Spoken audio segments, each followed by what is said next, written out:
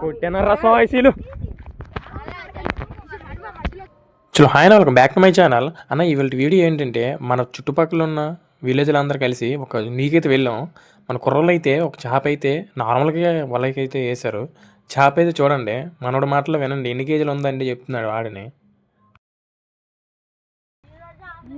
ఎంత ఉంది